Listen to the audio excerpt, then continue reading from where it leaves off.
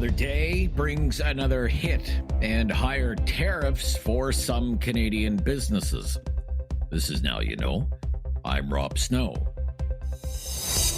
The answers you need from the people in the know. This is Now You Know with Rob Snow on News Radio. Some Canadian businesses are being hit with higher tariffs today thanks to the Trump administration. Not just Canada being hit with these tariffs. They apply to about 60 countries around the world because Trump claims other countries have been taking advantage of the United States. The Oval Office yesterday, where Trump was making an announcement about investments in the U.S. by Apple, Trump said the tariffs are making America rich and the more tariffs could be on the way. As you know, they found $25 billion 3 weeks ago. They said, we have a surplus of $25 billion. And they said, where did this come from? I said, check the tariffs. And they checked. They said, you're right. That's where it came from. And we've really just started. This is just in its infancy. So we have a great country. We have a country that is going to be very rich. It's a country that we're very proud of, but it's going to be very rich. And it's companies like Apple, they're coming home. They're all coming home. And we want them to come home. They have to come home. We're going to treat them really well. We're going to be putting a very large tariff on chips and semiconductors. But the good news for companies like Apple is if you're building in the United States or have committed to build, without question committed to build in the United States, there will be no charge.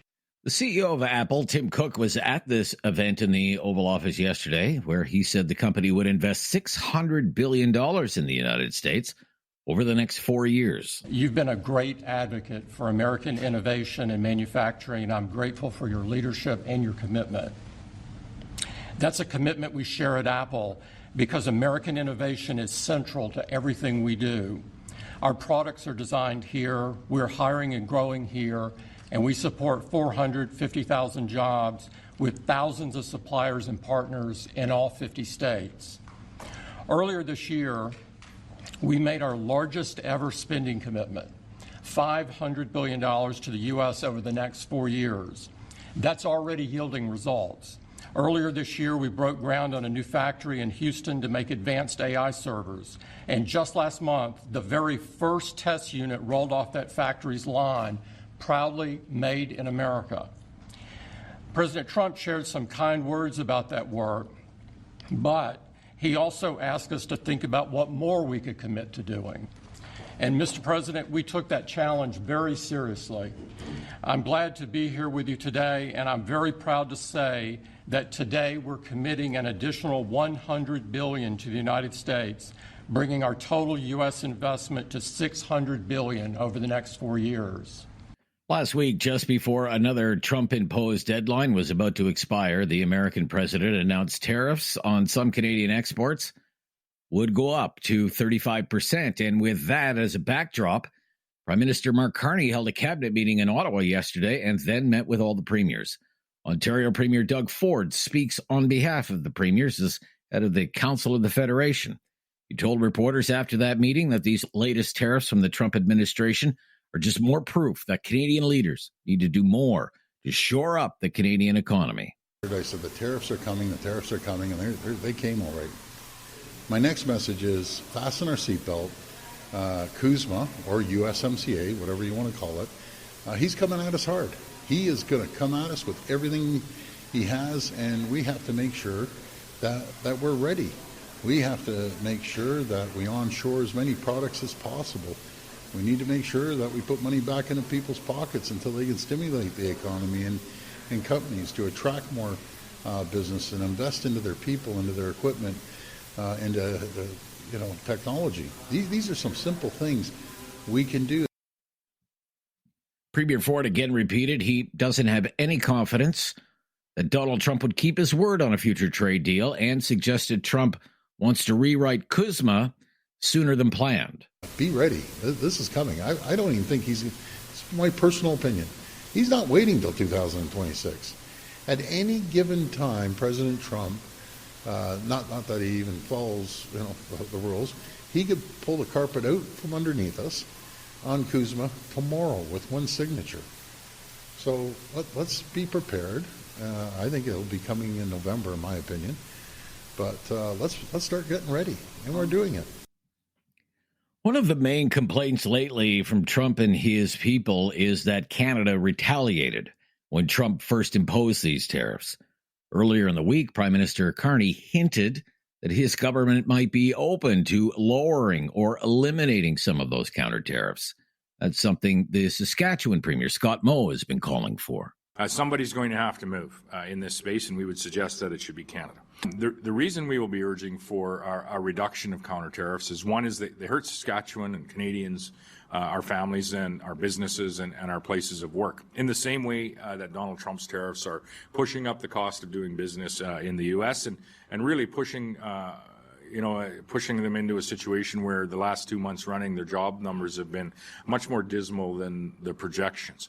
So somebody needs to move in this space, and we're suggesting that Canada should start moving towards a no tariff trade environment by reducing the countermeasures or the counter tariffs that we have in place, but negotiating every step of the way.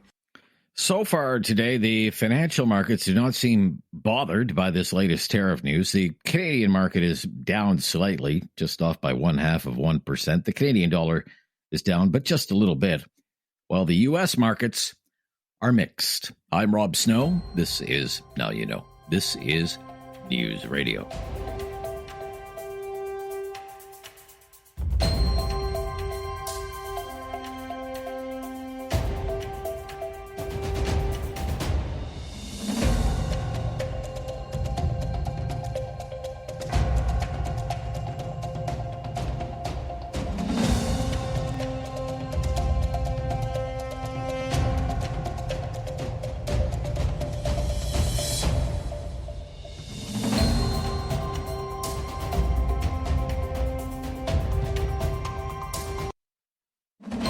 No question goes unasked or unanswered. Now You Know with Rob Snow returns on News Radio.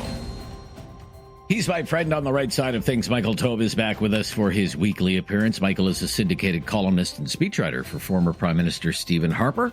How are you this week? I'm doing well, Rob. How are you doing? Very good. Very good. Let's talk about Nova Scotia Premier Tim Houston. He is a progressive conservative. His province is experiencing very, very dry conditions. There's very little rain in the forecast. Some parts of that province are imposing water restrictions. And the premier announced a couple of days ago that he is banning people from the woods under the threat of a $25,000 fine because of the fire risk. So hiking, camping, fishing, the use of ATVs in wooded areas, banned for the rest of the summer. You're not impressed. Why? I'm not impressed because you would think we've learned our lessons from what happened a few short years ago, which we don't have to regurgitate on this discussion. We haven't really when it comes to the amount of government interference that we find acceptable in society and the way that our governments intervene and deal with specifically problems. In this case, and I posted about it on X, the thing has blown up for reasons I don't quite understand because it was actually a post on top of someone else's original post, my National Post colleague, Terry Newman, where she said initially that this is sort of an obsessive move by Tim Houston and the progressive conservatives in Nova Scotia, which I'm sure we'll get into. I responded, agreed. Being cautious due to dry conditions and possible wildfires makes sense. Banning walking in the woods and threatening penalties of $25,000 per incident is beyond the pale. And I stand by that. There are better ways to handle it. There are more reasonable ways that it could have been handled. To basically come out with the theory that many people on the left, and sadly some people on the right, believe that people are just stupid by nature and they need to be protected by themselves. If you believe in limited government, if you believe that restrictions and government interference, government overreach, whatever you wish to call it, is a bad thing, which I do and many other Canadians do, millions of them, this is actually the wrong way to handle it. You don't overreact to something. You take a more reasonable approach. If you state that there have to be fire bans in the woods. That makes sense, or or something of that nature. There were better ways to handle it, Rob, and this is about the worst possible way to do it. And the irony is, as some people pointed out, and maybe you've discussed on your program, Premier Tim Houston of Nova Scotia was out 2 days before talking about walking in the woods, walking in the forest, and how important it is for Nova Scotians to do and for others to do when they come visit the province. 48 hours later, we get stuff like this. Again, caution and safety are important. Overreaction solves nothing. All right, let's listen to a little bit of the Premier. Curtis, if you can, give me TB Houston 2, the second Tim Houston clip where he defends this position. Let's You've roll been a the tape great here. advocate for American innovation and manufacturing. No, that's not it. That's the CEO of Apple. Okay. So the tariffs are coming. The tariffs are No. coming. The Premier Houston clip number 2, please. As you know, they found No. Okay. We're having problems finding that. Well, sorry about that, Michael. Look, for him, he says this is about prevention. Okay. This is, basically the old adage, an ounce of prevention is worth a pound of cure. There was already a fire ban in effect. And he says we can do something now to try and prevent these fires, or we'll end up having to fight more fires later. What's wrong with that position? Because that's not really where he's standing. That's what he basically is trying to defend. He's trying to argue that it's a deterrent when in fact it's just overarching. It's an overreach. It's interference on a level that after what we've gone through the past few years, that no one, even again, I would call Tim Houston a red Tory or a left-leaning conservative, but that's a discussion for another time. He's not the type of conservative that I am, that many other conservatives are, and that many within the broader Conservative Party of Canada is. In fact, Tim Houston and Pierre Poilievre, the federal Conservative leader, have never seen eye to eye in a lot of issues. But regardless of that, again, it's just it's an amount of interference that is just unnecessary to do when there are more rational and reasonable ways to handle this issue. Of course it's important. No one's denying that. Dry periods are important. Preventing wildfires are important, but there's better ways to do it. Okay, so there's another old adage, information before legislation, or education before legislation. Would you have preferred something like, a burn ban? Where I live right now, we're under a burn ban right now. We don't have all of these other measures. You can't go into the woods, you can't go fishing, you can't go camping. We don't have all of that, but we do have a burn ban in effect, and we have public awareness campaigns running on the local radio station here. Perfect. Be fire safe, or whatever the case might be. Yeah. Would you have preferred something like that? Seemed to have sufficed in the past, I guess. Yeah, I think most rational people would have, or if nothing else, they wouldn't be irritated by the fact that someone like Tim Houston is just overacting and overreaching the boundaries of the government involving in this. No, I think that something like a burn ban with proper education, with a proper ad campaign, literature, social media, whatever, that would have been a more logical and intelligent approach to this. This is just, it's screwy. It really is. And again, I'm not terribly surprised because, as I said, Tim Houston isn't much of a conservative. He's a successful politician. No one's questioning that. Yes. He's had two majority governments in Nova Scotia. Two big back-to-back majority governments. He seems to have the Midas touch on understanding where the public is on various issues. I will say this, Michael. This one. Okay. Well, I will say this. This is not, I would say 2 days ago, this was a kind of a Nova Scotia story. It's not that anymore. People are paying attention to this all across the country, and we'll see what happens with it. When we come back, Doug Ford, we'll talk about Doug Ford, the Ontario Premier, and his 401 tunnel dream with Michael Taube, syndicated columnist and speechwriter for former Prime Minister Stephen Harper. This is Now You Know on News Radio.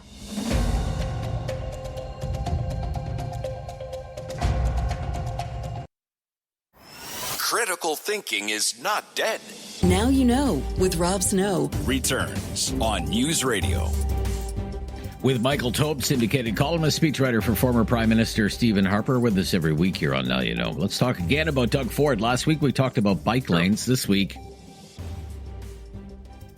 the 401 tunnel. Doug Ford has a dream of boring a tunnel under the Highway 401, Canada's busiest highway. It's another kind of part of his plan to get traffic moving around the GTA. It sounds kind of insane to me. I don't know if we'll ever see it come to fruition in our lifetimes. I have no idea what something like this would cost. Right. I mean, you're in the center of the universe there, Toronto, Ontario, Canada. You're on the 401 more than any of us, Michael. So what do you think about this idea? Look, I mean, obviously construction lower down rather than higher up is beneficial to traffic flow. We know that because it causes less delays. Ontario Premier Doug Ford has talked about this issue for years. This is nothing new.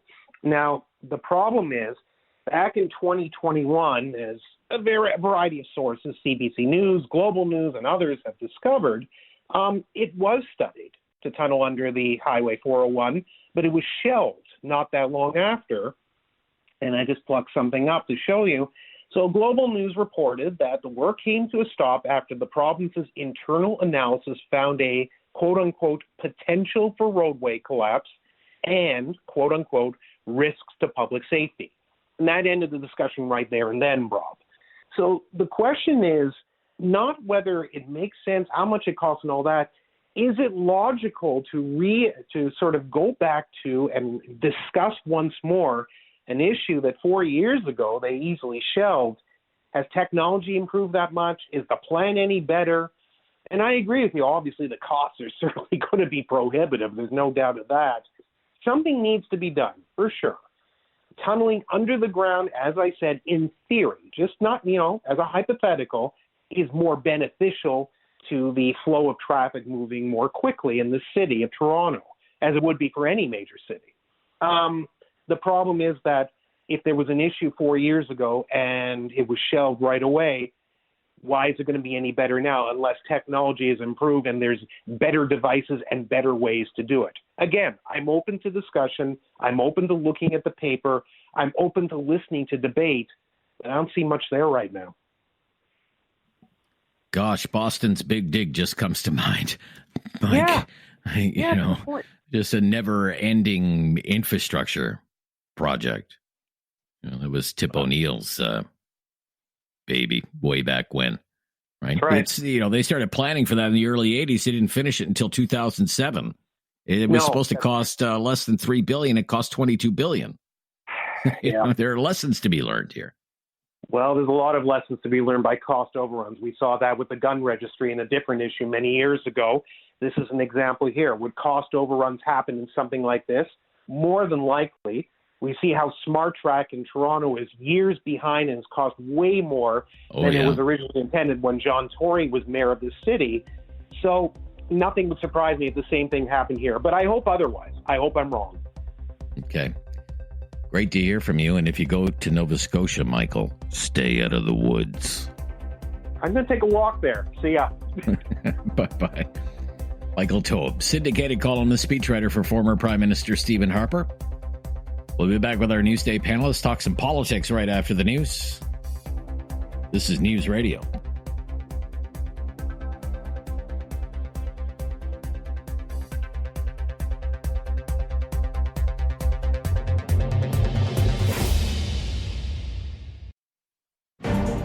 Now you know with Rob Snow continues on News Radio. Well, it's time for our Newsday panel. The political focus again today. Chris Day is with us. He's Senior Vice President at Hill & Knowlton.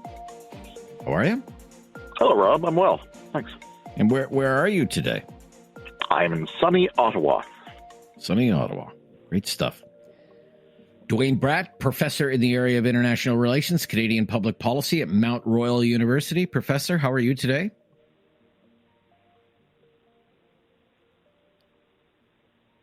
Not here. Okay. All right. Well, let's start with Chris, and we'll try and connect with Dwayne Bratt, and we'll see what happens.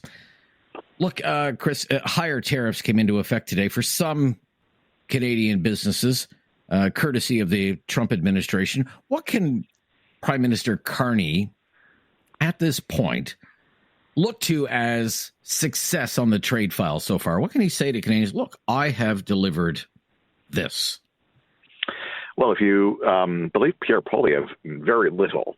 There was a clip this morning in a news conference that Pierre gave that, and he's very much running for election still and looking to find a seat. So probably unsurprising that he's not convinced that there's been much progress. But it would be hard pressed, I think, for any apolitical observer to also point to huge areas of success. We have Mexico that's been given a 90-day reprieve from any tariffs while negotiations continue. You have the UK that had tariffs of 10% agreed to earlier this year. You had the EU and Japan with tariffs of 15% that were agreed to this year. And, the best that we've been able to do with the Carney-Trump administrations back and forth is 35% on non-CUSMA goods. Now, the Prime Minister's office will tell you again and again and as loudly as they can and as often as they can that we still have one of the lowest marginal tariff rates of any country in the world because of CUSMA, and they're not wrong on that. Right. And where I think some of the success over the last few months in terms of this focus on talking about CUSMA and becoming CUSMA compliant has been to get more businesses to become CUSMA compliant with a whole series of paperwork and other pieces of back office type stuff that they have to do that. But in the end run, there is still this very lingering, very toxic uncertainty that is impacting Canadian business investment decisions. And that is some of the most corrosive stuff, even more so than the tariffs on a shrinking portion of Canadian exports. Okay. Could he say something? Well, look, we passed C5. So we have done the heavy lifting on the federal side to offer more free trade within Canada. And we are undertaking, in fact, we're going to talk about this a little bit later, another summit happening, this time with Métis leaders on projects in the national interest. And, we've set a 2-year time horizon for that to get big projects moving that will be beneficial to the Canadian economy, because we have to do more in this country to deliver economic growth, economic success, and not rely so much on trade with the United States. Could he point to that as a success? What do you think? Sure. A piece of legislation. It's a big piece of legislation. That Building Canada Act did remove a number of federal trade barriers, but the really troublesome ones have been amongst provinces, and the progress there has been uneven and is still very much a work in progress. On major projects, a lot of people will tell you that there has been not enough done in terms of regulatory and other legislative change to get big nation building, quote unquote, projects done, and to build, baby, build, as the Prime Minister keeps saying. And there's also a whole series of stakeholders that I'm hearing from all the time that say, there are federal regulations in place and a whole ton of things that the federal government does and requires of business that haven't been touched and need to be looked at if we're going to unleash the true potential of the Canadian economy within Canada and as we expand our trading relationships with other countries that aren't the United States. So this is a big, big undertaking, to be fair. There was a lot of work that needed to be done to reverse some of the most damaging stuff of the last 10 years. But, there is a series of things that, low-hanging fruit that is still there to be picked. And there is, that should have been picked or should be picked whilst the conversations are happening on the really big nation building projects, which take time regardless. So we have been hearing from people in the Trump administration, Canada's big mistake was to retaliate. And that's why Canada's paying these higher tariffs, and Canada shouldn't have retaliated. Mr. Carney was asked this week, what are the chances you could lower or eliminate some of those tariffs? He didn't say no. In fact, indicated that they've already moved in that direction on certain American imports. Premier Moe says that would be a step in the right direction. Premier Ford not really sold on it. He wants to go dollar for dollar. What do you think the chances are that the Carney government could lower or eliminate more counter tariffs on American imports in order to maybe kind of get things moving again or get a breakthrough even? I think they're pretty good. Pretty good chances, that is. I think especially in the auto sector, you're going to see some tariff actions that, being modified as the impacts of tariffs become clearer. I think in other sectors of the economy, you're going to see a different approach, more of the business support. For instance, in the lumber and forestry industries, the Prime Minister had an announcement on that earlier this week. You're probably going to be seeing some mix of things with respect to aluminum and steel and other metals and industrials, and all of that is very natural when you find yourself in a situation where you're trying to navigate the impacts of policies that in some cases are changing hourly, daily, et cetera, or a trading relationship as complex as the Canada-U.S. one is. Frankly, this whole thing has been bungled from the beginning. We knew coming in to this year and when Donald Trump was back in office, because he told us for a year while campaigning that tariffs were on his agenda. And we seem to have been caught absolutely flat-footed with zero plan to address this. And now, here's Mr. Carney trying to pick up the ball and run it down the field in some meaningful way. It is a very unenviable position for any prime minister. Chris Day with us, Senior Vice President at Hill & Knowlton, very experienced in all things political in Ottawa. When we come back, talk a little bit about CUSMA and challenges that federal governments, even provincial governments, face when they try and negotiate issues with Indigenous leadership. That's what Mark Carney's trying to do today in Ottawa. This time around, it's Métis leadership. This is News Radio.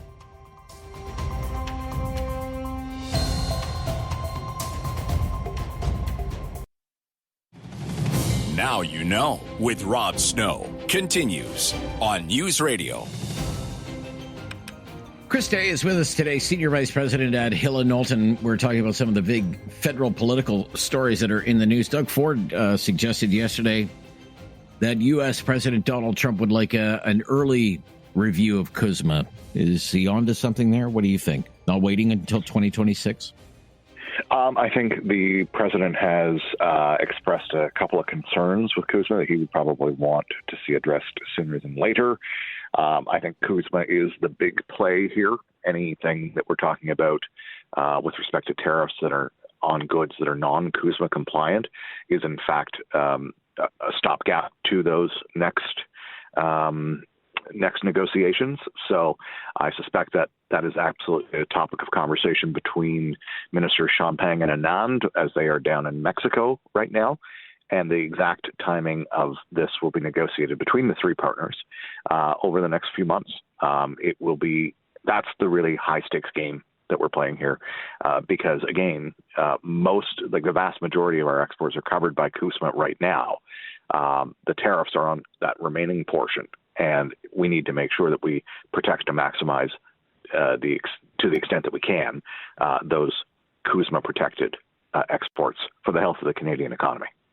Okay. I mentioned Bill C-5, projects in the national interest. The Prime Minister holding another summit today about projects in the national interest. This time around, he's holding a series of these.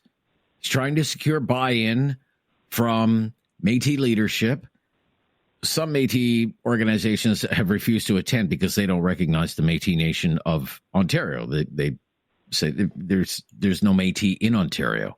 Métis are from Manitoba, Saskatchewan, Alberta is a prairie province thing, and these people are fakers. The Supreme Court says otherwise. I would point that out, and they were invited, the Métis Nation of Ontario, there today. But again, I think it highlights some of the issues that arise for governments when they try to negotiate with Indigenous leadership. There is this view that Indigenous leadership is like some monolith, and they all think the same way, or would vote the same way, or all have the same views. It's just not like that, Chris, is it? It is absolutely not like that, and for a whole host of reasons. All of them very valid and legitimate, and all of them ones that need to be taken into consideration when doing big nation-building projects. There's a reason that these big nation-building projects are so complex and take time, and that is in no small part because of the duty to consult and the active participation and co-creation that needs to happen in a lot of cases with various Indigenous peoples and communities, and so that is absolutely part of what we need to address as we move these big projects forward. Is how can all boats float with the development of these things, and that is it's a complex discussion. There is no homogenous First Nations, Inuit and Métis group. It's not a one-stop shop. The folks that work in Indigenous participation and co-creation every day are really talented in terms of listening authentically and meaningfully, co-creating and moving things forward in a way that everyone can find and derive value in, and that is really tough, difficult work. Okay, when we come back, I want to talk about a story. I mean, this might be the sleeper political story of the day. It's a story in the Ottawa Citizen today from highly respected national defense reporter David Pugliese, who says the Carney government is paving the way for Canada to join President Trump's Golden Dome initiative. I would like to ask you about that, Chris, but just hang on the line. We'll be right back. Spend a few more minutes with our good friend Chris Day, Senior Vice President at Hill & Knowlton. I'm Rob Snow. This is News Radio.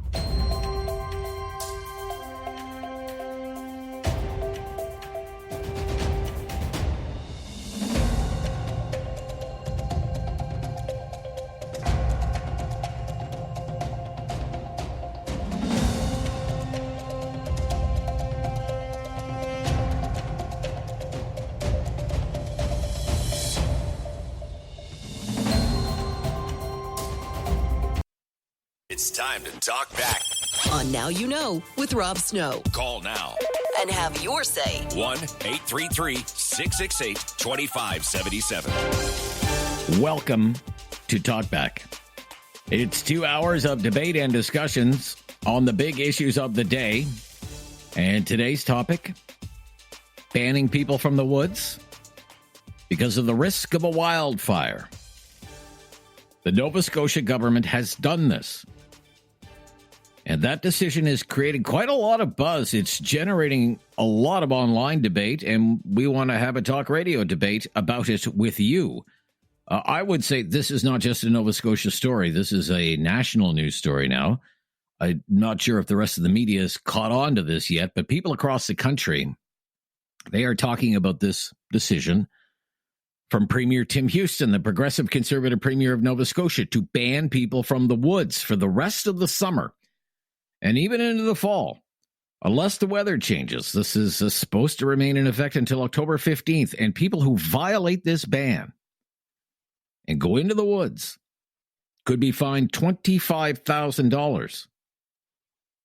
And the government of Nova Scotia has gone so far as to set up what I would call it a snitch line, a telephone number that people can call if they see people violating this ban. We reported on this yesterday. The announcement was made the day before by the Premier, Tim Houston, on Tuesday. There was already in Nova Scotia a province-wide burn ban in effect, and that too is to remain in place until October 15th. It is very, very dry across much of Nova Scotia. I was there just a couple of weeks ago holidaying, saw it with my own two eyes. As I told you yesterday, in some parts of that province, there are already water restrictions in effect. More than half a dozen municipalities are encouraging residents to ration water. And those municipalities go from one end of the province to the other. Central Nova Scotia considered to be in a moderate drought right now. Most of the province is abnormally dry, and there's almost no rain in the forecast. And 2 years ago, back in 2023, you remember it was all over the news. Nova Scotia was on the news every night because of terrible fires. The Barrington Lake fire, largest ever in the history of Nova Scotia, and the Tantallon fire. Thousands of people forced out of their homes, hundreds of homes destroyed, almost $1 billion of insured damages. So look, I'm going to let you listen to the Premier of Nova Scotia here. Listen to what he says. Offer an opinion. Let me give you the phone number, 1-833-668-2577. 1-833-668-2577. This is the Premier of Nova Scotia, Tim Houston, announcing a ban on people going into the woods because of wildfire risk. Let's roll the tape. Effective 4 p.m. today, we're telling Nova Scotians, stay out of the woods. We are restricting travel and activities that really aren't necessary for most of us. Hiking, camping, fishing, and the use of vehicles in the woods are not permitted. Trail systems through woods are off limits. Camping is allowed, but only in official campgrounds. The fine for violating any of these bans is the same as the fine for the ban on burning, $25,000. And if you're a smoker, for God's sakes, be mindful of where you're butting your butt out. If you don't, and you cause a fire, we will hold you accountable. So what does this mean if you have a home or cottage surrounded by a wooded area? We strongly encourage you to stay out of those woods, regardless of where they are. Please don't do anything that could unnecessarily put you, your family, or your neighbors at risk. This situation sucks. Summer is one of the best times in Nova Scotia, and we all look forward to getting outdoors and enjoying our scenic beauty that surrounds us. I get that, and I'm right there with you as Nova Scotians.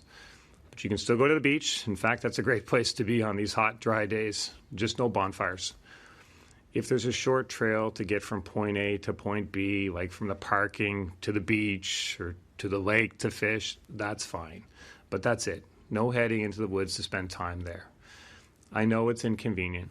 I know it's the height of summer vacation and people want to do all the activities that we so much enjoy in our great outdoors. We have a beautiful province. I know everybody wants to enjoy it, but we have to stay out of the woods. It's a small price to pay right now to avoid the kind of devastation that we saw from the wildfires in 2023. So that's it. The Premier of Nova Scotia, Tim Houston. All activities in the woods of Nova Scotia are banned.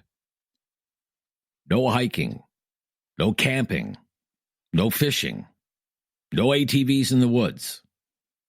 Camping allowed at designated campgrounds only. Applies to provincial crown land and private land. Activities in the wooded areas of private land banned. Commercial activity taking place in the woods, people need to apply for a permit from the Nova Scotia Department of Natural Resources. We have a very, very basic question for everyone today, no matter where you are in the country. Given these tinder dry conditions in Nova Scotia, do you agree or disagree with the Nova Scotia government's decision to ban people from going into the woods for the rest of the summer? No hiking, no camping, no fishing, no ATVs in the woods. Would you say, yes, I agree with the decision, it's an important measure that could prevent wildfires? Or would you say, no, it is overreach by the government? A burn ban, a public information campaign should have been enough, and this punishes everyone for decisions that might be made for a few bad actors. Our phone line's open right now. Number to call, 1-833-668-2577, 1-833-668-2577. I'm Rob Snow. This is Now You Know. Talk back on News Radio.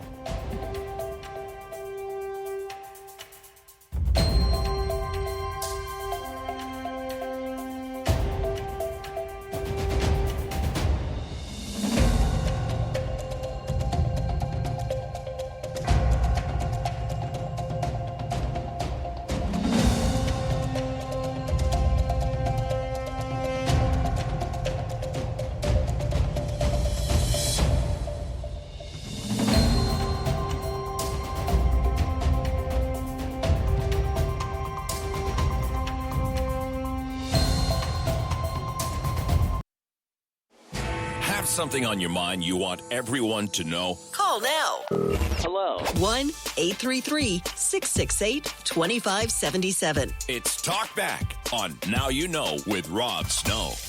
Do you agree or disagree with the Nova Scotia government's decision to ban people from going into the woods for the rest of the summer because of tinder dry conditions trying to prevent wildfires? So no hiking, no camping, no fishing, no ATVs in the woods.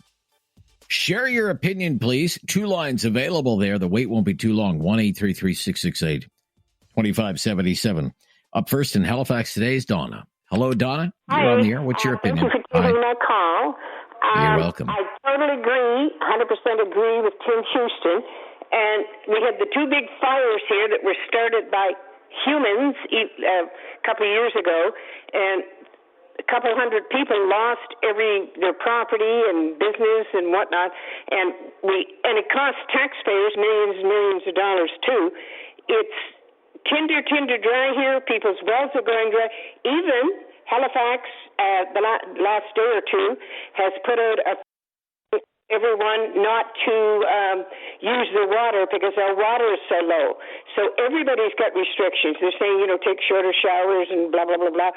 But the same people that are going to walk in the woods, are they going to take a 2-minute shower instead of a 10-minute one?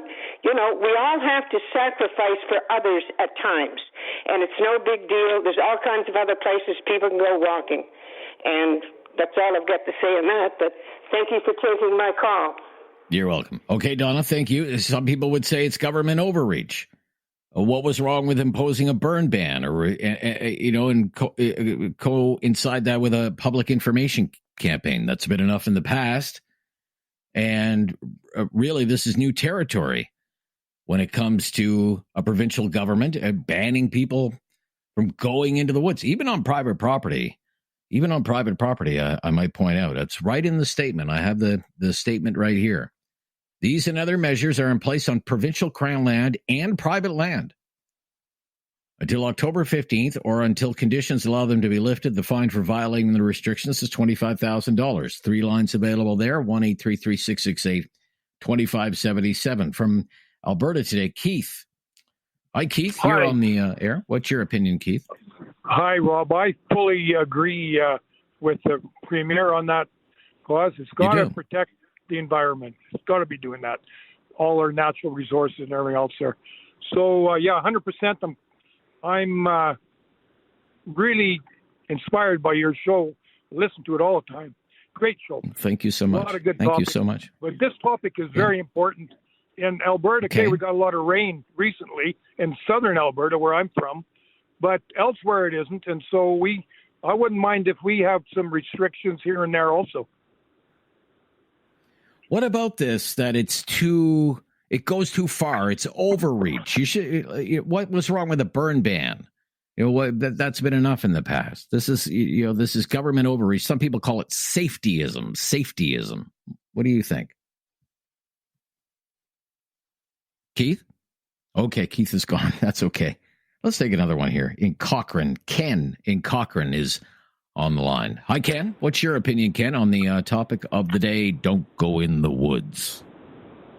Hey, Rob. I wouldn't presume to speak for or as a resident of Nova Scotia, so I'll basically confine my comments to Alberta.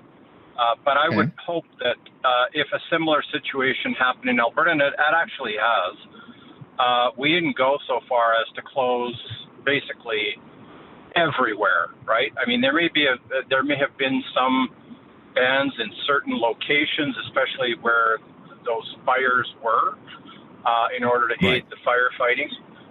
Yes. But decisions like the one in Nova Scotia show a real lack of imagination and a bit of overreach. I think in Alberta what they did is they banned ATVs, they banned certain other types of vehicles. I think they banned vehicles going into areas.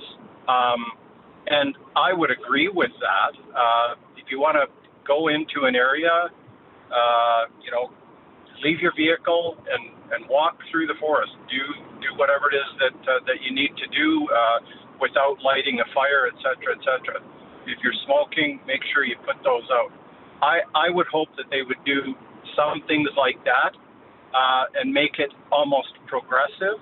And if they find those types of things, then bring the hammer down. But you can't go from A to Z in one fell swoop. I mean, you have to allow for people's freedom of movement and their ability to be responsible for themselves, right? I think that a permit would have been much better. You get a permit in order to go out into the forest during this time. We'll charge you a nominal fee of $5. That's both for a safety reason. We know who's where if we have to go in and try and look for you, but also for accountability. If something happens in that area and you were there, we're going to come and ask you some questions. So those are my opinions. Thanks. Appreciate them. Thank you so much. Yep. 1-833-668-2577. The Nova Scotia government is banning people from going into the woods for the rest of the summer because it's very dry and there's a high risk of fire. Do you agree with that decision, banning people from the woods? No hiking, no camping, no fishing, no ATVs in the woods? Yes or no? 1-833-668-2577 to jump in on the conversation here on Talkback on News Radio.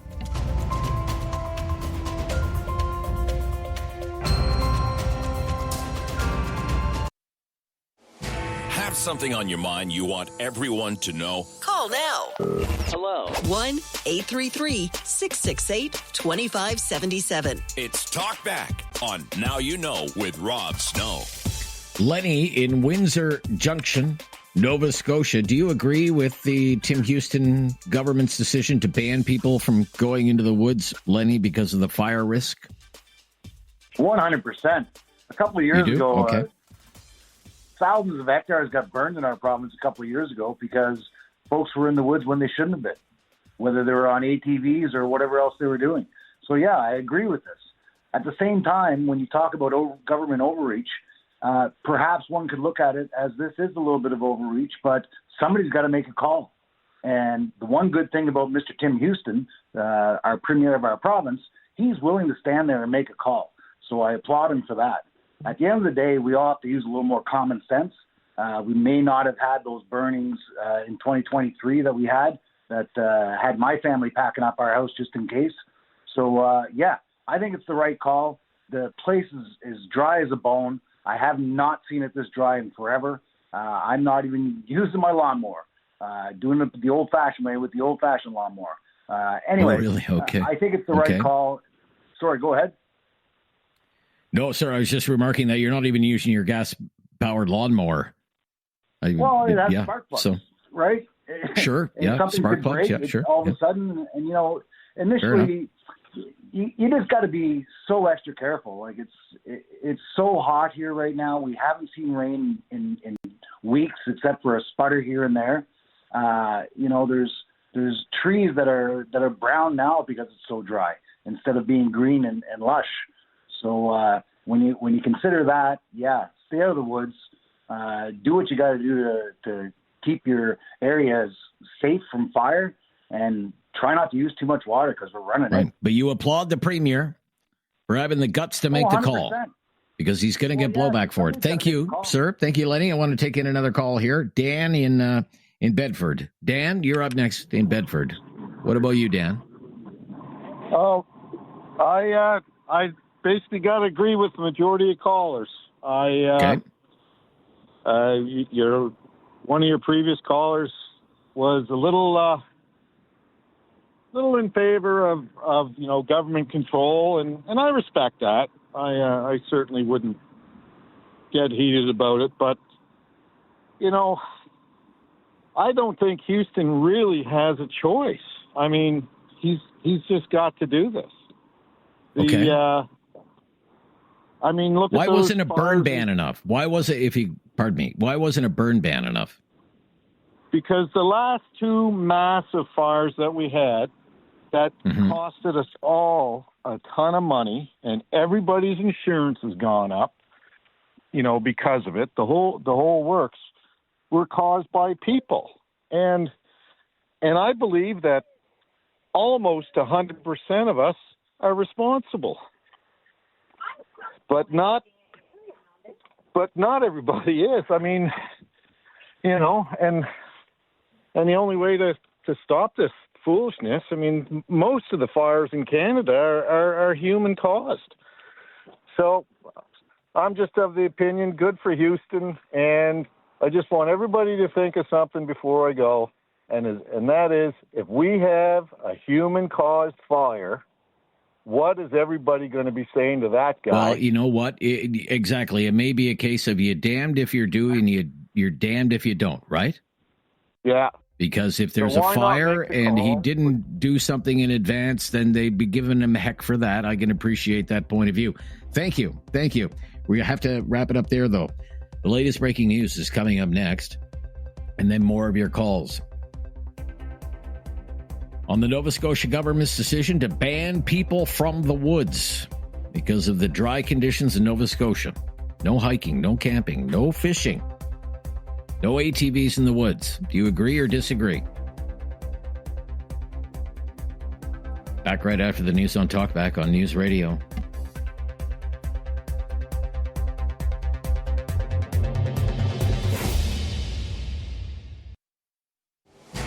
Something on your mind you want everyone to know? Call now.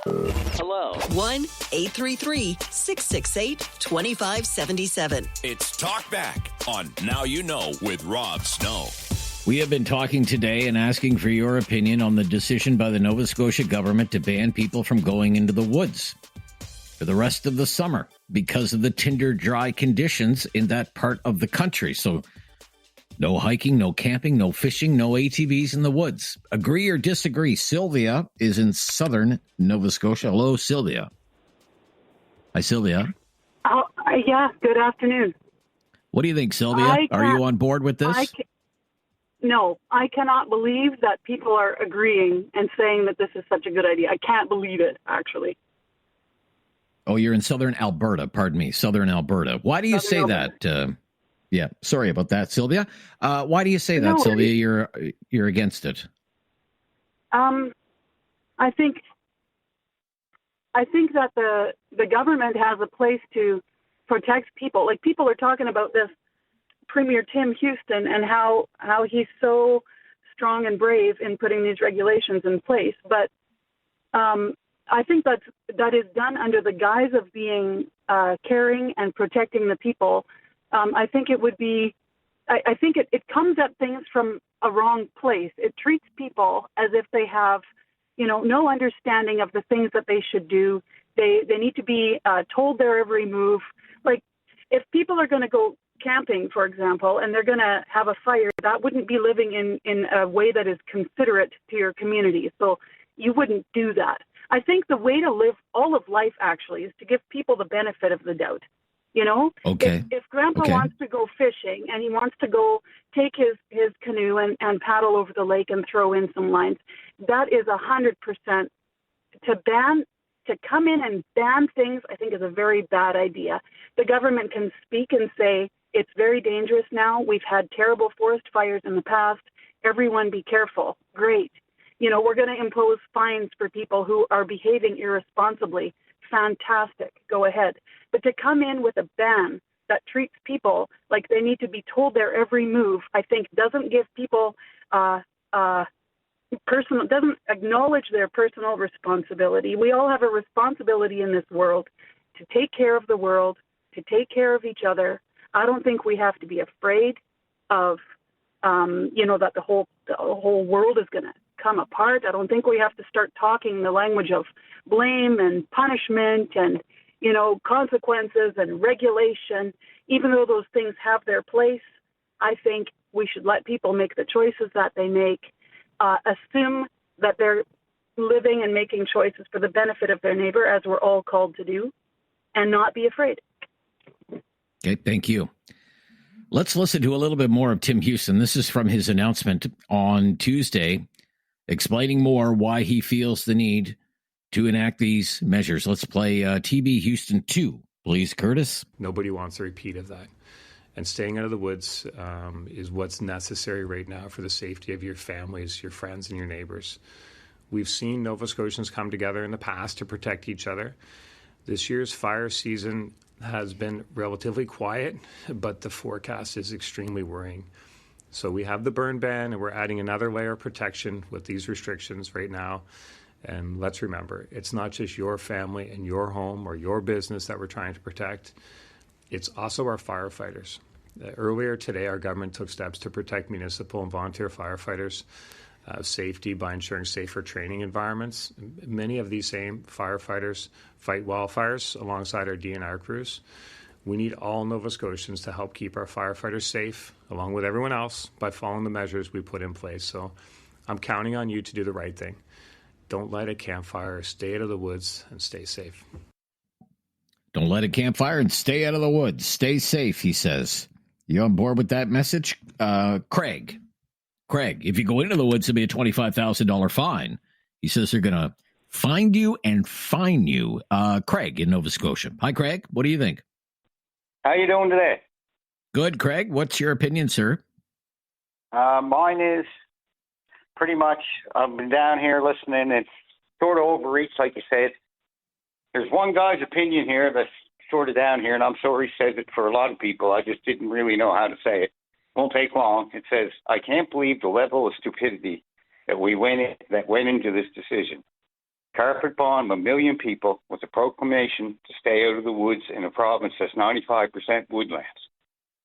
Banning fires is the right thing to do. Going after the people that start fires is the right thing to do. But how many is that in Nova Scotia? 10, 20, 100? Certainly not 1 million of us. Even just walking on the trails or going to your favorite fishing hole has been taken away from us all. Why? You don't stop drunk drivers by banning everyone from driving and then threatening them with a $25,000 fine if they're caught in their cars, even if they hadn't been drinking. This is effectively what we're doing here. Your constitutional rights are being... Sorry, here, just a minute. Your constitutional rights are being trampled on, and some are applauding it. No one wants to see a forest fire get started, but laws are supposed to be there to deal with the lawbreakers, not the innocent. Think about that before you advocate to throw other people's freedoms under the bus. The problem is not us.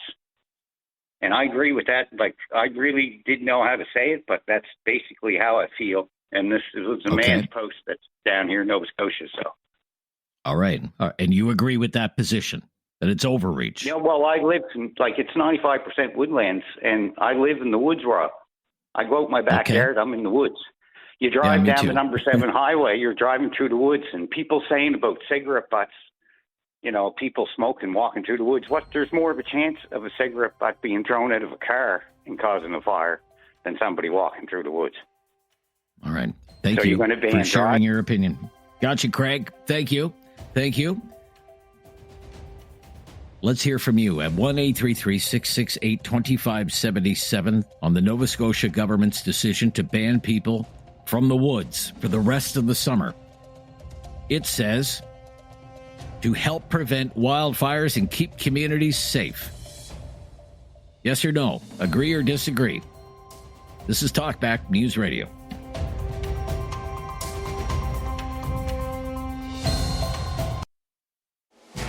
Something on your mind you want everyone to know? Call now.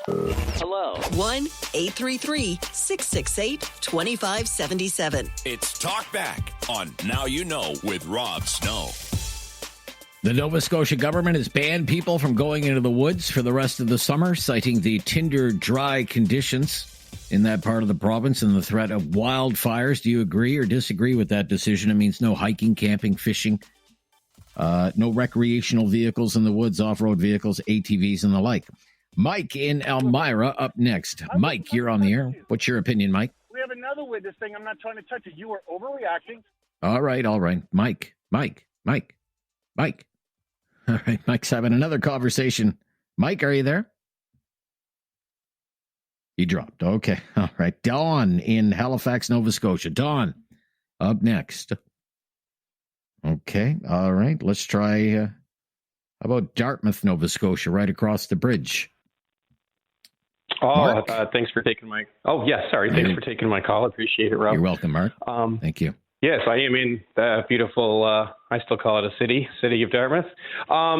So I'll just start off by saying that I'm not a big fan of this sequel to COVID. I think what I mean by that is the moves by the Tim Houston government are a complete overreach. And I think that there's a purpose to this. You know, this is kind of creeping authoritarianism, in my opinion. So initially, a few weeks back, people were maybe a month ago, where we were getting rain. People were saying, "Well, why are there bans today? You know, why are there bans?" And the government wasn't backing it up with any data. So it was kind of conditioning us, in my opinion, to get to where we're at now. Walking in the woods is not going to cause a fire. Okay. You know, going for a walk in the woods is good for people's mental health. You know, what are they going to divert all of the police resources to catching somebody going for a stroll in the woods? So I think this is completely heavy-handed. No, and nobody wants forest fires. But is there any other jurisdiction in Canada or North America that has ever imposed something like this? Not to this extent. Not to this extent. Right. I did some AI on that today. Okay. Right now, you know, in Manitoba, the fires have, if you'll just allow me, okay? Because where are the fires the worst? Manitoba, right? Where you have an NDP Premier Wab Kinew. Yeah. There are a number of what I would call similar restrictions in place. All the provincial hiking trails are closed. Backcountry camping is prohibited. There are restrictions on watercraft activity. You can't portage. You can't launch a boat from shore. You can only launch from designated boat launches. And what they're called backcountry travel is banned in some northern parts of the province that have been really hard hit. So that's basically an ATV ban, people ATVing in the woods, backcountry travel. So they have imposed similar restrictions in Nova Scotia, but nowhere else. Nova Scotia is going all out. Don't go in the woods. And if you see people in the woods, call this number, right? So. Yes, and that's a dangerous precedent too, in my opinion. We're going to be snitching out, you know, grandpa and granddad or grandma and grandpa for going for a walk. Anyway, I think I've made my point. I'm not. Okay. I understand certain restrictions, but this is ridiculous. Thanks. It's ridiculous. It's overreach. He says. What do you say? How about can we try Chester? Is Jeremy on the line there? Good morning, Jeremy. sir. Hi, Jeremy. Yes, hi, Jeremy. Good How morning, are you? Sir. How you doing today? It's afternoon, Jeremy, but that's okay. What's your opinion on it? On the topic, sir? I'm hearing some smart fucking people here coming on compared to the first couple. You know, like like walking. You know, and the people that are saying, you know, you got to do what you got to do to prevent forest fire around your house. Well, that's having a strategy of, you know, you're cleaning up all the fuel that's there or having controlled burns, which Nova Scotia has no forest fire prevention strategy of any of the sort. And you even said yourself, if you didn't do something in advance to prevent it, well, doing something in advance to prevent it, it's helping by cleaning up the fuel that's on the ground to slow down these fires. Like, there should be like every 1,000 hectares should be like a 400-foot radius cut around it to help prevent it. Like in Jasper there, right? You know, back in the 70s, that there needs to be a strategy. Like a good strategy for that is a kilometer out, 400-foot circle gone. 2 kilometers out, 400-foot circle gone. 3 kilometers out, 400 circle gone. That gives you a break, you know, to help can nip it in the back. Like walking in the woods and stuff like that. And a lot of people live in the woods in Nova Scotia. Like, you don't live on the peninsula or Dartmouth. Your backyard is the woods, right? And mowing your lawn, like I said, you don't mow your lawn. Well, geez, yeah, you can't mow your lawn because you're right by the woods. And if you're walking down the road, even on the paved road, the woods right beside you, you know? Okay, so you think it's overreach? Too far. The government's gone too far. Okay, thank you. Guaranteed. Thank you, Jeremy. Good to hear from you. Glad we could fit you in, but we've got to jump here. Lots of time to take your call on this topic. Very hot topic today. 1-833-668-2577 on the government's decision. In the interest of public safety and preventing fires, everyone's banned from going into the woods for the rest of the summer. Your thoughts, please, on Talkback on News Radio.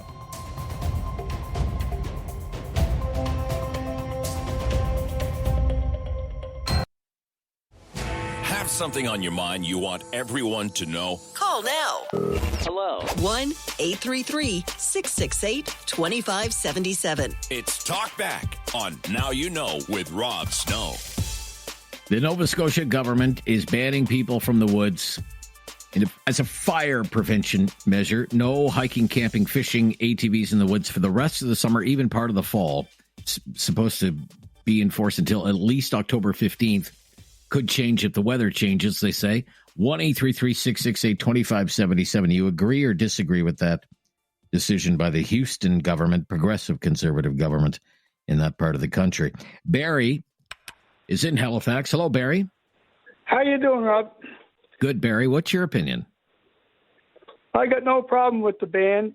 And as far as ATVs in the woods are concerned, they shouldn't be in the woods pretty well all the time because they go on people's woodlots without any permission. But anyway, that's another subject. I noticed that Winnipeg, or Manitoba rather, has ordered 3 of the 515s that are to be made out in Calgary. So finally there's been an order placed. Unfortunately, they won't get delivery until 2032. Have to wait until all the European and all the other orders are full. 7 years. Wow. Yep. One thing you say you agree with this, okay? No hiking, camping, fishing. Just stay out of the woods. Even on private property. You mentioned private property. This ban even applies to private property. If you have wooded area on your property, you're not allowed in the woods on your own property, Barry. Yeah, what do you think about that? I have about 1,500 acres of woodland, and I got no intention of going on it, and I hope nobody else does. You can't trust people not to smoke. Otherwise, you'd have to have him accomplished with another person, to make sure he doesn't smoke. So the only best thing you can do is to keep everybody out of the woods for now. All right, Barry, thank you for your call. Let's take David's call in Halifax as well. Hi, David. Hi, David. How you doing? Good, David. What do you think, David? There? Agree? I'm right here, David. Yeah. Agree or disagree, David? No, I agree. Well, two things. Okay. I agree with the ban.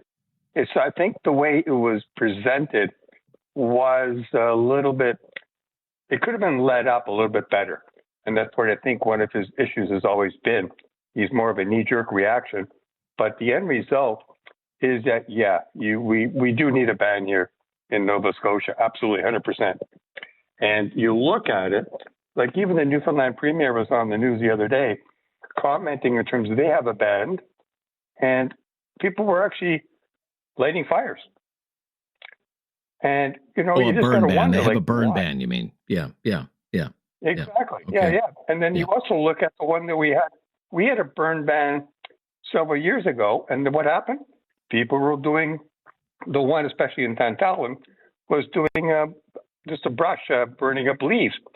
Well, what happens? There goes the whole Tantallon and Hammonds Plains. So, people aren't listening. So sometimes, unfortunately, a hard fist is what's required. And it's just the way it was presented was so quick, so abrupt. It probably could have been done a little bit easier. That's all. Yeah. I will say, as far as the authorities are concerned, the Tantallon fire in May of 2023, the official cause of that, they say, is undetermined. Now, I know people are talking locally, and they have they know what happened and who was responsible, right? Yes. But as far as the authorities who investigated that thing for like 2 years, they never, nobody was ever really held to account for that. That's not the case with the Barrington Lake fire where a 22-year-old was charged under the Forest Act for starting that fire. But thank you. Listen, to our callers in Nova Scotia, we're going to bring you the local news, of course, next on News 95.7.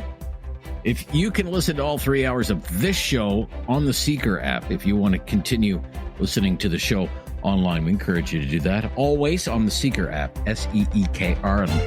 Look for Now You Know. It's time to talk back.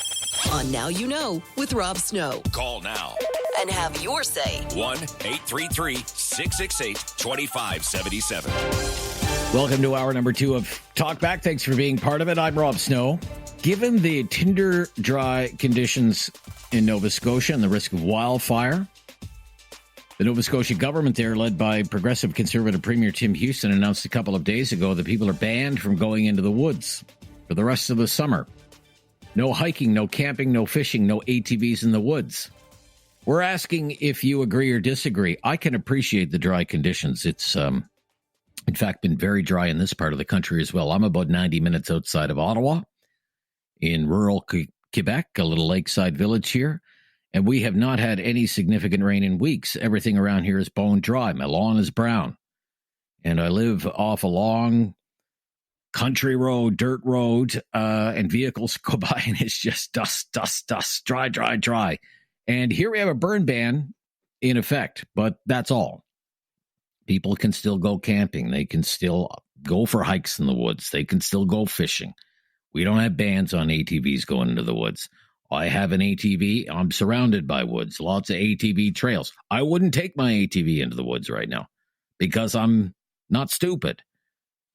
And it sucks that there's a fire ban. We have a fire pit on our property, and we go out into the woods a couple of times a year on our property. We collect the dead wood in the forest because we've been told we should do that as a fire prevention measure. And the weekend's going to be here soon enough. Going to be a full moon, going to be clear.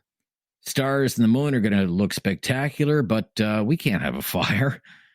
We can't have a fire.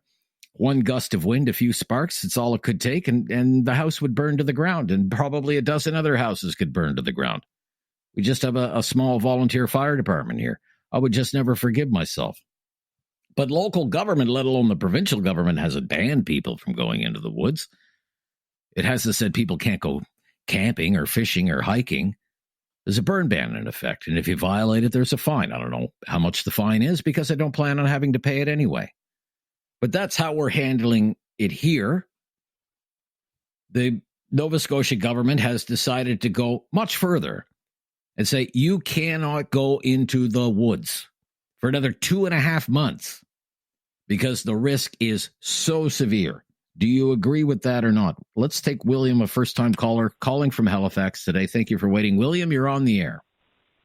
Hi, Rob. Thanks for taking my call. Hi. My pleasure, William. Go ahead. Yeah, Rob, I'm from Yankeetown Road where these fires came rushing through, and we lost 10 homes on our street. On an adjacent street, they lost 8 out of 9, and they're finally just getting rebuilt out here. But the devastation is we still live it every day because we drive through it. There's no trees. There was some trees, burnt trees that were cut down. Now, people are bitching and complaining about not going in the woods or whatever, and they know what it's like back here. It could be sunshine one day, pouring rain the next.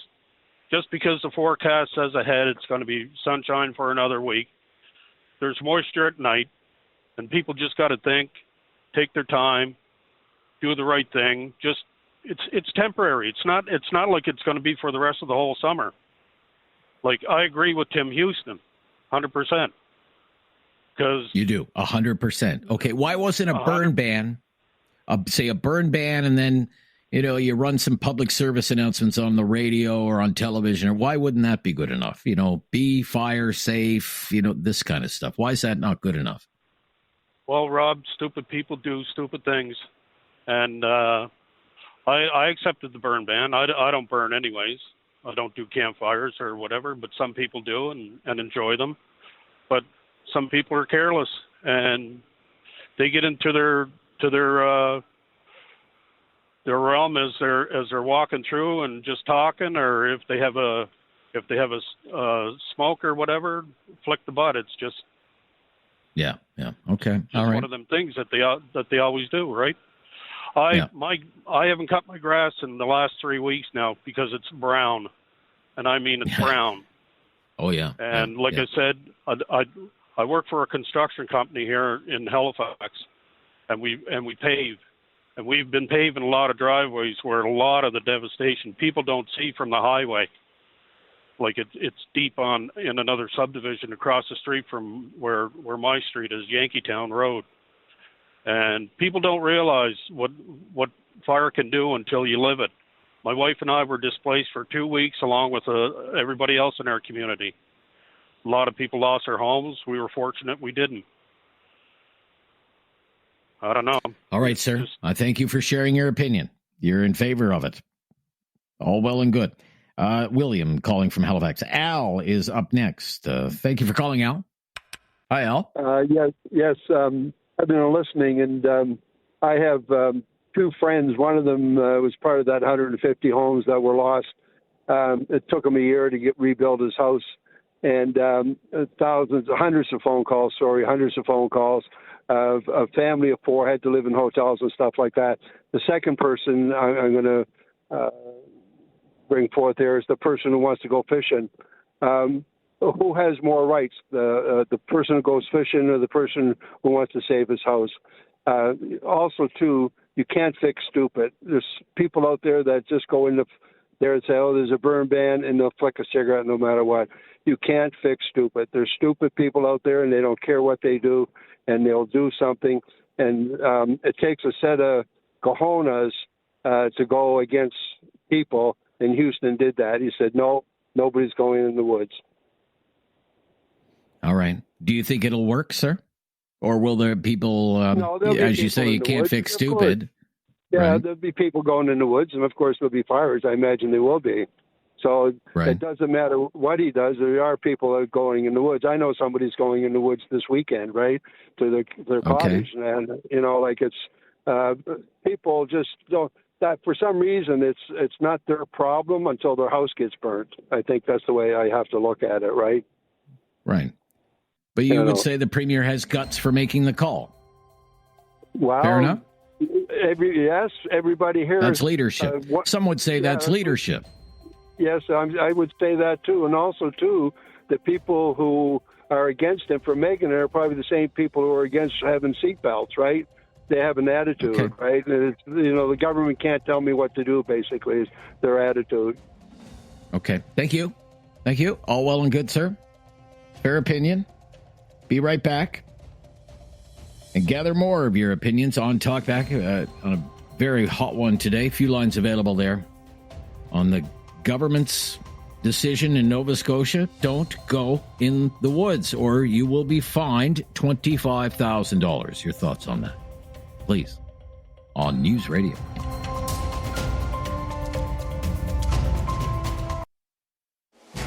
Something on your mind you want everyone to know? Call now. Hello. 1-833-668-2577. It's Talk Back on Now You Know with Rob Snow. Don't go in the woods, says the Nova Scotia government, or we're coming after you with a $25,000 fine because the conditions are too dry. You could cause a fire. Let's go to Michelle, Dartmouth, Nova Scotia. Hello, Michelle. Is it Dartmouth or Halifax? I'm good, Michelle. Thank you. Dartmouth. Okay, go ahead. I agree with Mr. Houston. It was a damned if you do and damned if you don't situation. He would have been criticized either way. Sorry, I called because some of the comments were just kind of aggravating. Very much first world problems for many people. Talking about their rights and freedoms and I had friends and colleagues who lost their homes in the last big fires that were here. I'm pretty sure in the last couple of days, one of the recent fires that were started was because somebody dumped a charcoal barbecue coals somewhere and started a fire. It's just, there's no common sense. Mm-hmm. And littering is a problem here. People don't seem to understand that, dropping a bottle or a tin can or something, the magnification issue that can start a fire. I suppose. And I mean, one of the callers talked about, throwing cigarette butts out a car window. That's not anything that the government can control. If the police are there at the moment and they see it, they can be charged for littering. But this is something he can control. And it's tinder dry here, absolutely tinder dry. And when I look at, I've been on the trails here, and like the dog dirt that's left on the trails is just ridiculous. So if they're going to do that, they're not going to think of anything of leaving trash and garbage and anything that could ignite.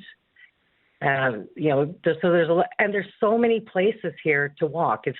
We're in the city of lakes, and there's boardwalks. There's so many safe places to walk when we're under these conditions.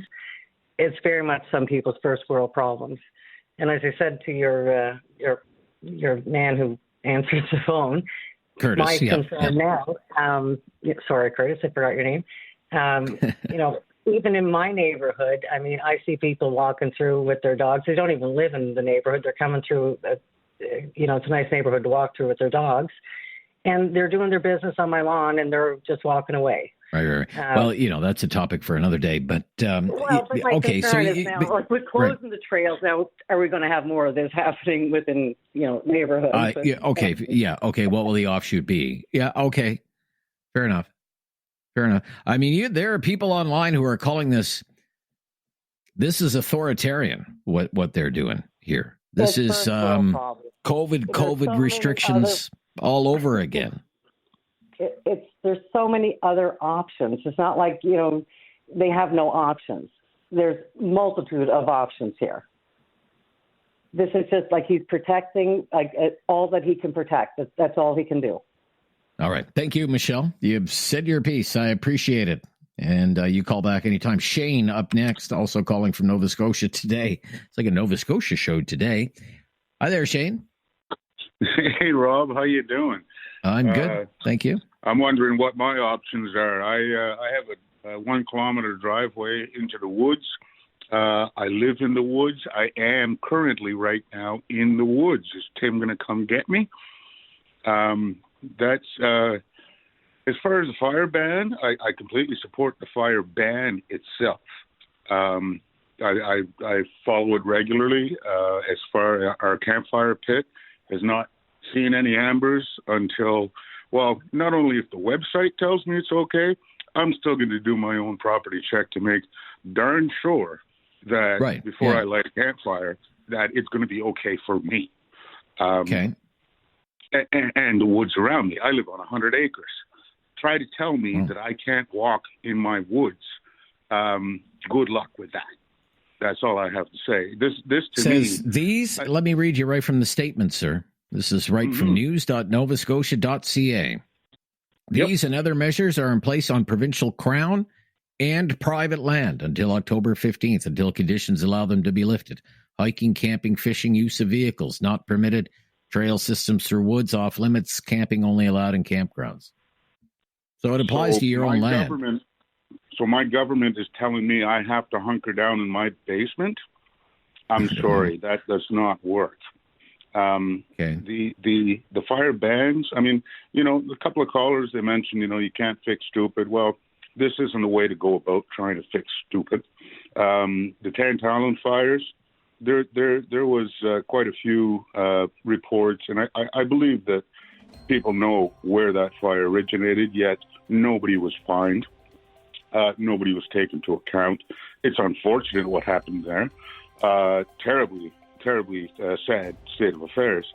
But and you can put the fines up, you can patrol, you can, try to stop stupid from doing stupid. But when you blanket decree, thou shalt not go into the woods, that is complete government overreach. This is another practice exercise continuing on from COVID, where they're trying to control and control. Okay. And I'm sorry, but as far as like everything else with regards to the fire ban, I completely agree with. I mean, I'm this out there goes too every far. day. It goes too far, in your opinion. Look, they're playing the music. We got to run. So that's our cue to wrap things up here. I appreciate your call. Appreciate your opinion. Maybe you share Shane's opinion. Maybe you totally disagree with it. Whatever the case, give us a call on Talkback News Radio.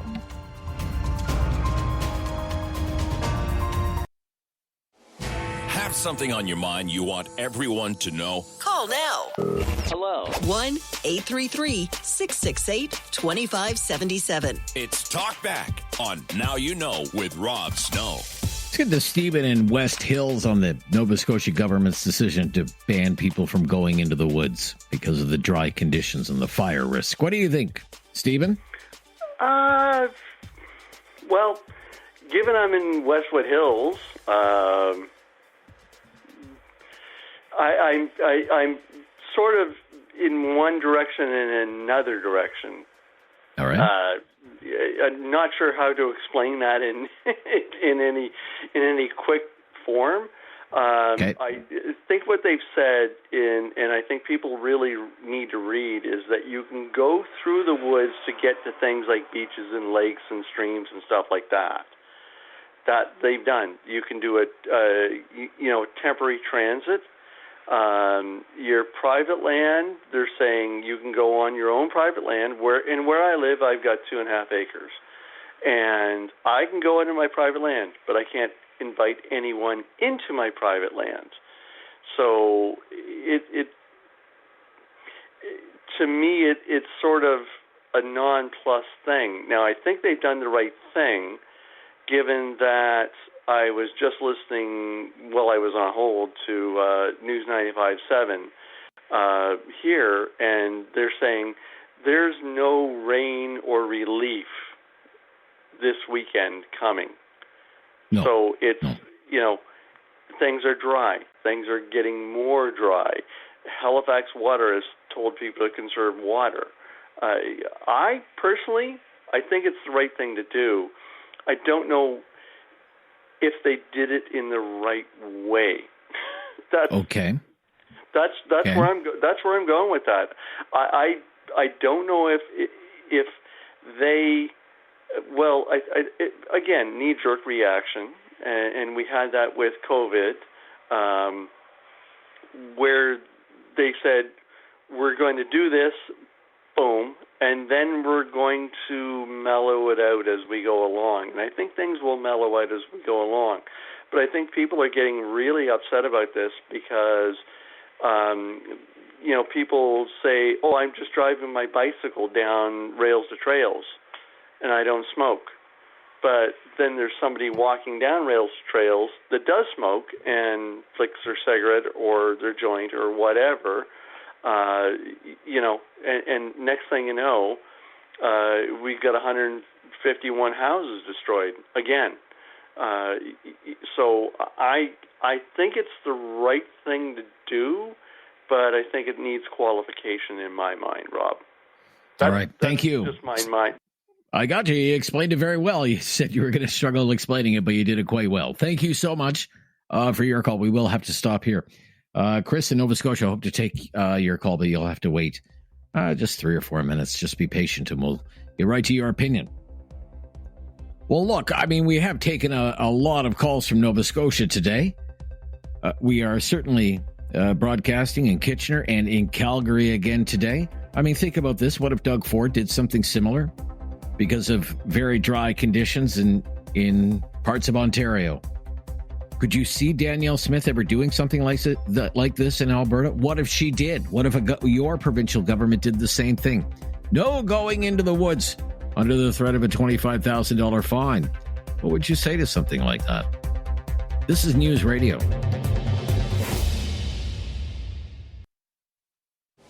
Have something on your mind you want everyone to know? Call now. Hello. 1-833-668-2577. It's Talkback on Now You Know with Rob Snow. And it's been very busy all day Jam-packed phone lines, but 3 lines available there for you as we talk about the Nova Scotia government's decision in the interest of public safety and wildfire risk to ban people from going into the woods. Chris in Nova Scotia has been very, very patient today. Chris, thank you so much, first of all, for waiting there. I know it's been a bit of a wait today, but appreciate your call. Hi. So I'm from Tantallon. I live in Tantallon. I lived through the wildfire. I watched 46 houses burn down in my backyard. I also have a camp on Barrington Lake, and I watched one. My camp didn't get burned, but the whole other side of the lake got burned in all the camps. So I've witnessed that firsthand. I think the burn ban is a good thing, but I think it's worded wrong. I think what they have to do is say that you're not allowed off of undeveloped roads. So if it's a gravel road that goes somewhere, you should be able to go on it. If it's an undeveloped path, it's in the woods, I don't think that you should be able to go in there right now. Another thing is I don't think that banning it till October is sensible. How about we ban it until it rains enough that we can go in the woods again safely? Well, they are leaving it open to that, sir. Yeah. It's weather permitting, they say. Yeah. Weather permitting, they say. So. And I got one other comment is that people aren't taking this seriously because the perpetrator that started the fire in Tantallon, nothing was done to that person, and an example wasn't made, and it should have been made. Mm-hmm. So when someone else goes to court, they're just going to say, well, listen, this person didn't suffer any repercussions for this. Why should I? And that's everybody's attitude around my neighborhood. So I just wanted to just say that. That's all I got to say. So. All right. Thank you. Yeah. With Tantallon, just, as a reminder to people, the RCMP issued a report on that, a final report, and said, quote, there is no information to suggest the cause was due to negligence or a criminal matter. I think, Chris, have you left? You're gone? I think the local conversation is that that's not true. Would that be fair enough? Oh, he dropped. Okay, fair enough. Let's go to Calgary today. John. Hello, John. Hello. Thanks for calling, John. Yes, sir. Oh, you're welcome. Oh, I think the Premier, he had a hard decision to make, but extreme situations call for extreme decisions. Okay. I believe he was right because we all know through COVID where they wanted to educate people, nothing went with that. People just played dumb all the time, so they'll just play that card. You need to make extreme decisions. Like, you want everybody to burn down just because somebody wants to go and catch a fish or ride his ATV? Like, that doesn't make sense. And, yeah, I live here in Alberta. If that ever happened out here, there'd be a convoy to the mountains with trucks and trailers and everything protesting. I suspect so. I think with that. Yeah. Yeah. Okay. But, yeah. You think he made the right call? Do you think Premier Houston made the right call here? I think he made the right call, but yes, there are a few things there he could have relaxed on. But now again, like we've seen how everybody acts, and everybody arms go up in the air, and like, oh, I don't do this, so I should be able to go out there and do it. Like, no, like we need to protect our forests. We need to protect our communities, our humans, like people who are dying from fires, and just because somebody wants to go, I could be safe. No, that's how things happen. You think you're kind of breaking up. I think we lost you there, John. But thank you for the call. You think he made the right call? You think it was justified? Extreme conditions call for extreme measures. Now, some are saying this is an extreme measure, that it's government overreach. A burn ban would suffice. You accompany that with a public awareness campaign, a fire safe campaign on local radio, on local television, online, put ads on Facebook or whatever, announcements on Facebook, whatever the case might be. Mr. Houston, Premier Houston's not messing around here. He was asked by a news reporter from the Halifax Chronicle Herald, is this zero tolerance? Like if you find somebody and they're in the woods and they're not supposed to be in the woods, you are really going to hit them with a $25,000 fine? And let's listen to this here. is with the enforcement, are we at the stage now, 3 years into these types of bans and being pretty proactive in making sure people wear them? Are we at the point of zero tolerance now for writing those $25,000 tickets? Yeah. Yes. Yes, we are. I mean, the reason in 2023 that we increased the amount of the fine was to send a message on the seriousness of the situation. And we've kept it there because it's a serious situation. So now with the fire, we have a good system in this province with the Check Before You Burn website. It's very informative for Nova Scotians. Nova Scotians are starting to use that. We need them to respect it. And for the vast majority of Nova Scotians, they do respect that. But I think the minister said there's been around seven fines issued this year. Those are people that didn't respect it. And by not respecting it, created some danger for themselves, for their neighbors, for their communities, for Nova Scotians, and there's no reason for that. So we have very little zero tolerance for those that just really take an action that tells us they don't care about their community, because we do, and we want them to as well. So we're serious. And on the enforcement of the restrictions today, we're serious as well. This is too serious of a situation. The risk is too high. There's no need for unnecessary risk, and we need Nova Scotians to respect that. And for those who don't respect it, we'll fine them, and we'll fine them.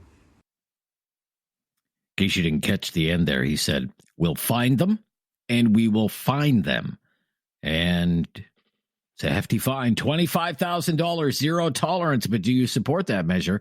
Or do you think all of this goes too far? 1-833-668-2577. 1-833-668-2577. And join our discussion today on Talkback on News Radio.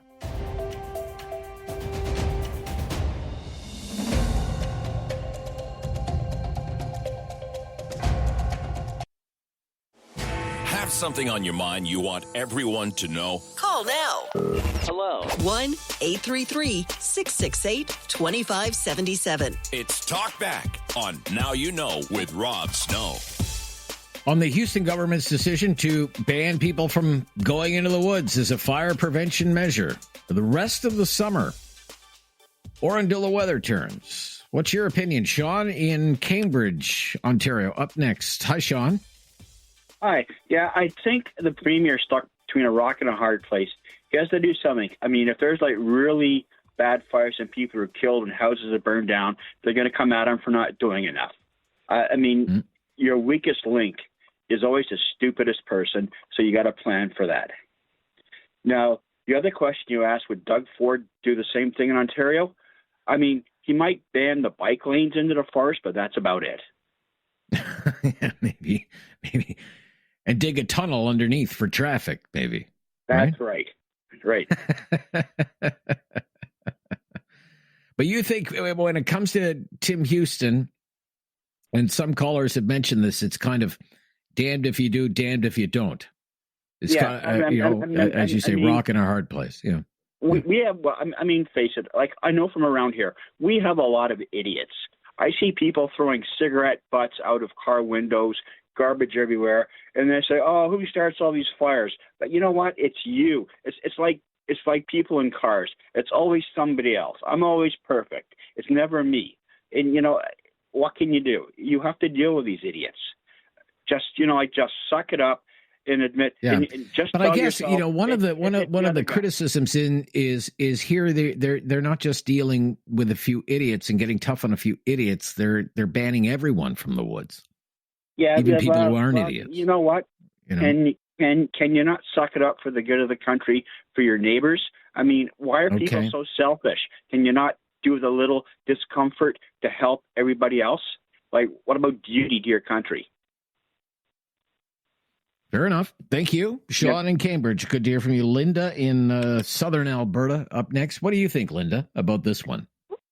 Well, I think he's okay to do it, because I know here in Alberta we have bans all the time, and now she's got a ban on, and there's a possibility of you getting a fine to $25,000 or whatever.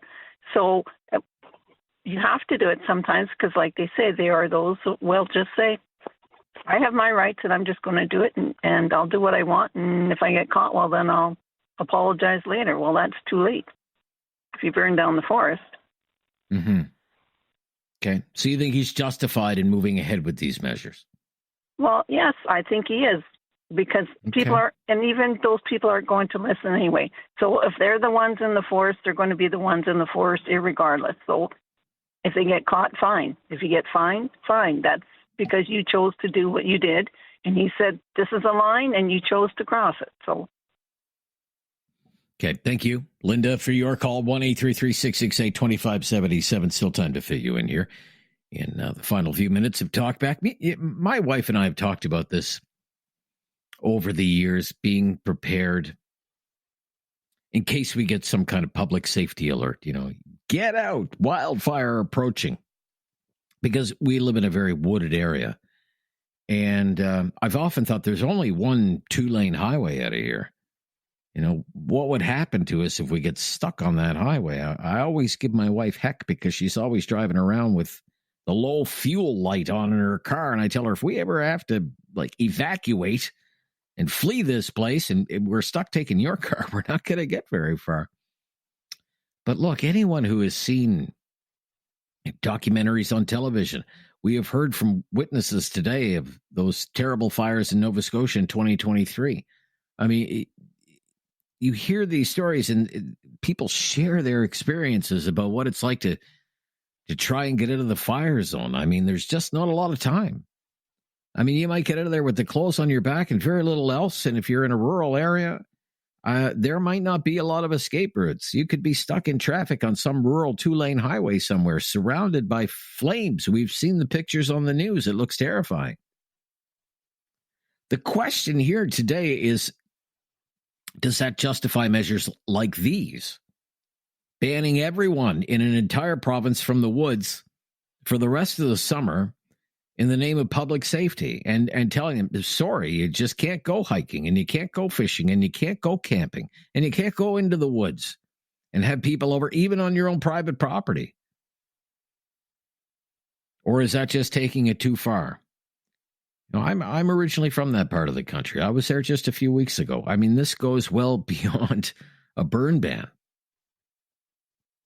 Now people are banned, even on private property, from going into the woods. And if they defy the ban, they could face a fine of $25,000. Premier Houston defends it, saying it's a preventive measure.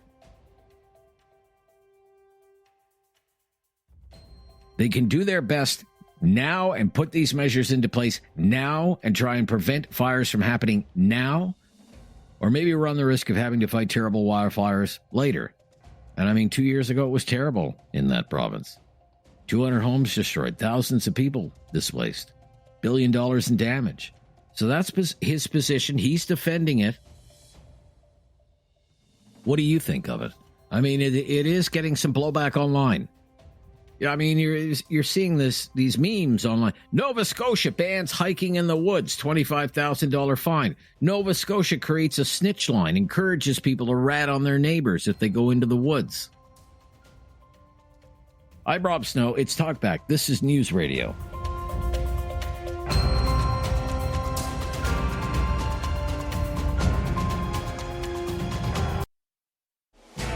Something on your mind you want everyone to know? Call now. Hello. 1-833-668-2577. It's Talkback on Now You Know with Rob Snow.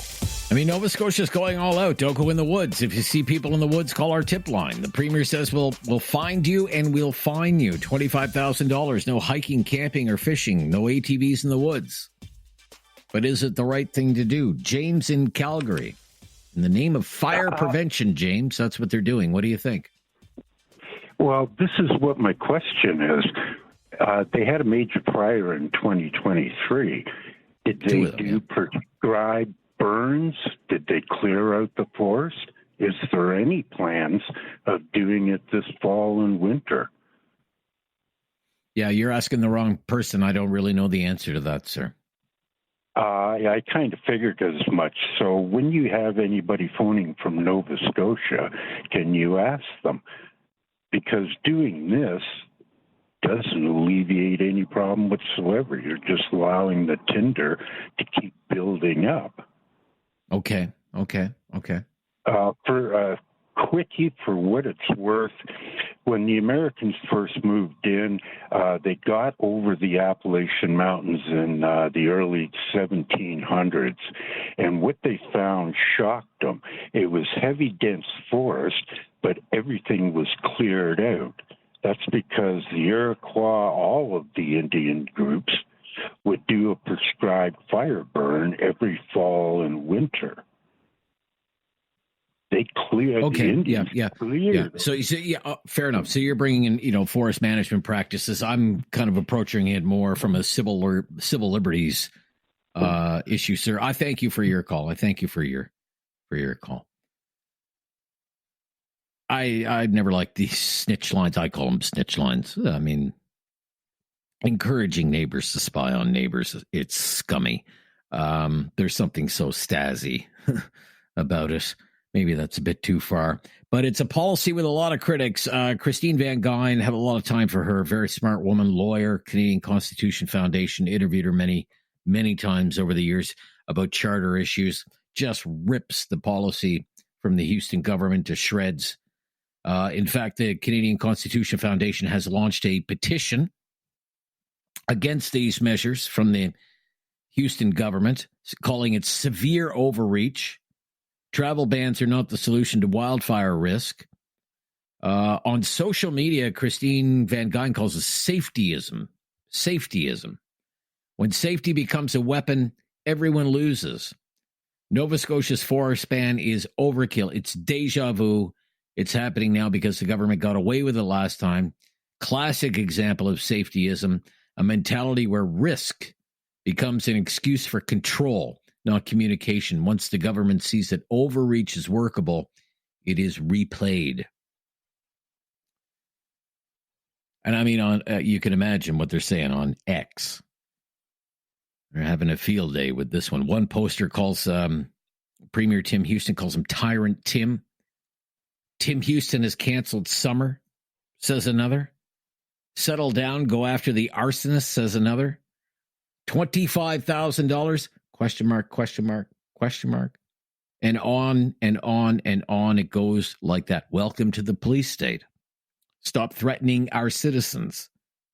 And my personal favorite, putting the no in Nova Scotia. From the Twitter mob. This year has actually been better than an average year for forest fires in Nova Scotia. 96 fires so far this year. The 10-year average, 143. Total hectares burned, 67. Way, way below average. But, of course, it's tinder dry. No rain in the forecast. One spark, one stupid move is all it takes. And it could be disaster. The question is, does that justify measures like these? The Premier says yes. That's it for today. Thank you so much for everyone who took part today. Tomorrow's the Friday Free for All Talkback Hour. We will follow your lead then. The latest breaking news coming up next, right here on News Radio